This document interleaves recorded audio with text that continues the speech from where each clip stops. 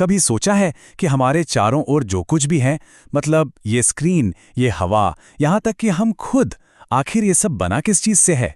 तो चलिए आज इसी सवाल की तह तक चलते हैं। पदार्थ के सबसे बुनियादी, सबसे छोटे हिस्से को समझते हैं और देखते हैं कि वैज्ञानिकों ने इस अनदेखी दुनिया के राज कैसे खोले।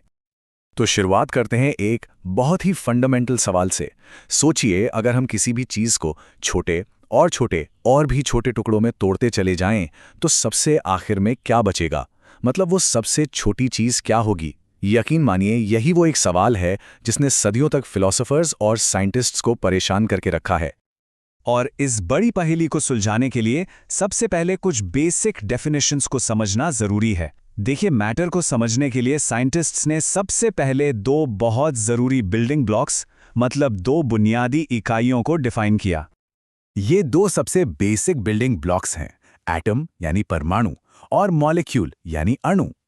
अब ये नाम तो हम सबने सुने ही हैं, है ना? पर इनके बीच का असली फर्क क्या है?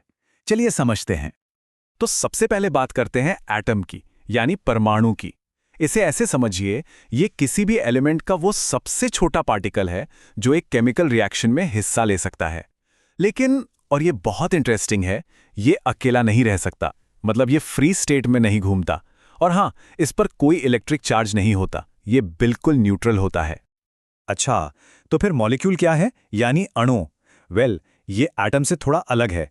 ये किसी एलिमेंट या कंपाउंड का वो सबसे छोटा पार्टिकल है जो आज़ाद रह सकता है, मतलब फ्री स्टेट में एग्जिस्ट कर सकता है। असल में होता यह है कि जब एटम्स एक दूसरे से जुड़ते हैं, तब जाकर एक मॉलिक्यूल बनता है। और बस यही इन दोनों के बीच का सबसे बड़ा फर्क है। ठीक है, तो हमने एटम को समझ लिया, पर कहानी यहीं खत्म नहीं होती। बिल्कुल नहीं। अब हम और भी अंदर जाने वाले हैं। एटम के भी अंदर हमें ये देखना है कि आखिर ये परमाणु खुद किन चीजों से मिलकर बना है। और यहीं पर एक बहुत ही मजेदार सवाल सामने आता है। अगर एटम ही किसी एलिमेंट का सबसे छोटा हिस्सा है, तो क्या वो सच में इंडिविजिबल है? मतलब क्या उसे और नहीं तोड़ा जा सकता? साइंटिस्ट्स ने जब खोजबीन की तो पता चला कि उसे तोड़ा जा सकता है। एटम के अंदर भी अपनी एक पूरी दुनिया बसी हुई है। एटम के अंदर आपको मिलेंगे 3 मेन सब एटॉमिक पार्टिकल्स। समझिए, ये एक छोटी सी टीम है। पहला है इलेक्ट्रॉन, जिस पर नेगेटिव चार्ज होता है। दूसरा है प्रोटॉन, जिस पर होता है पॉजिटिव चार्ज। और तीसरा है न्यूट्रॉन, जो जैसा कि नाम से ही पता चल रहा है, न्यूट्रल होता है। इस पर कोई चार्ज नहीं होता। आप जरा इनके मास यानी वजन पर ध्यान दीजिए। प्रोटॉन और न्यूट्रॉन का वजन लगभग बराबर है, लेकिन इलेक्ट्रॉन, अरे वो तो इनके सामने कुछ भी नहीं है, बहुत बहुत हल्का। अब देखिए, इन पार्टिकल्स की खोज कोई एक रात में नहीं हो गई। नहीं, ये तो एक लंबी, रोमांचक जासूसी कहानी जैसी है जो कई दशकों तक चली। अलग अलग साइंटिस्ट ने एक एक करके सुराग जोड़े और तब जाकर पूरी तस्वीर साफ हुई। तो चलिए इस कहानी के पन्ने पलटते हैं और देखते हैं कि कैसे वक्त के साथ एटम के बारे में हमारी समझ पूरी तरह बदल गई। ये पूरी कहानी कई दशकों में फैली हुई है। सबसे पहले 1897 में जे थॉमसन ने इलेक्ट्रॉन को डिस्कवर किया। फिर 20वीं सदी की शुरुआत में गोल्डस्टीन के काम से हमें प्रोटॉन के बारे में पता चला। और फिर काफी समय बाद 1932 में जेम्स चैडविक ने न्यूट्रॉन को खोज निकाला। और इस तरह एटम की ये तिकड़ी पूरी हुई।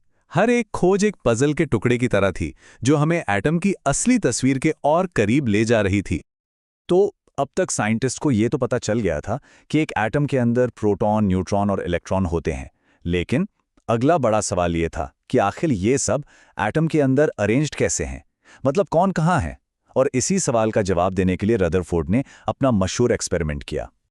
इस सवाल का जवाब मिला एक बहुत ही फेमस एक्सपेरिमेंट से। इसे कहते हैं गोल्ड फॉइल एक्सपेरिमेंट या सोने की पन्नी का प्रयोग।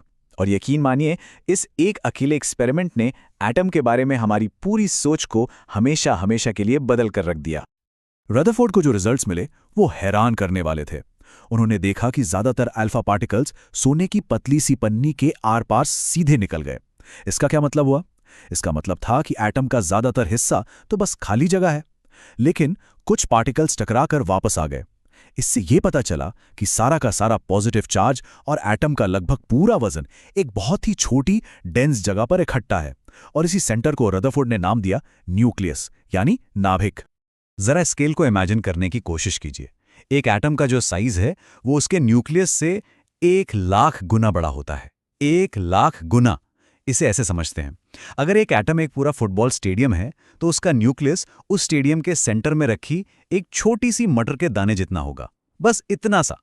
तो इन सभी नतीजों को मिलाकर रदरफोर्ड ने एटम का एक नया मॉडल पेश किया जिसे हम न्यूक्लियर मॉडल कहते हैं।